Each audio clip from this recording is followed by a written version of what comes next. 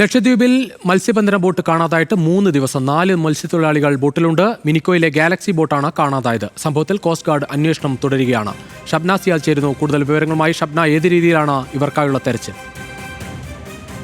രുചിഷ്, ഈ തെരച്ചിൽ coast guard വ്യാപകമാക്കിയിട്ടുണ്ട്. കഴിഞ്ഞ 3 ദിവസം മുമ്പാണ് ഈ മത്സ്യബന്ധന ബോട്ട് കാണാതായത്. കാലാവസ്ഥ പ്രതികൂലമായ സാഹചര്യത്തിലും മത്സ്യബന്ധനത്തിന് പോയ മത്സ്യത്തൊഴിലാളികളെയാണ് കാണാതായിട്ടുള്ളത്. 4 പേർക്കായുള്ള തെരച്ചിൽ ഇപ്പോഴും പുരോഗമിക്കുന്നു. ഇവരെ കുറിച്ച് യാതൊരു വിവരവും, ഈ ബോട്ടിനെ കുറിച്ച് യാതൊരു വിവരവും ഇതുവരെയും ലഭിച്ചിട്ടില്ല. ഇതിൽ ഇസ്മായിൽ എന്ന് പറയുന്ന ആള്, ഇബ്രാഹിം, അതോടൊപ്പം തന്നെ ഇസ്മായിൽ മറിയകെ, ഹസൻ, ഇങ്ങനെ 4 മത്സ്യത്തൊഴിലാളികളെയാണ് കാണാതായിട്ടുള്ളത്. ലക്ഷദ്വീപ് MP അടക്കമുള്ളവർ ഈ വിഷയത്തിൽ ഇടപെട്ടിട്ടുണ്ട്. കോസ്റ്റ് ഗാർഡ് ഏതായാലും ഊർജിതമായ തിരച്ചിൽ നടത്തിക്കൊണ്ടിരിക്കുകയാണ്. ഇതുവരെയും ഇവരെക്കുറിച്ച് യാതൊരു വിവരവും ലഭിച്ചിട്ടില്ല. ശരി ഷബ്ന.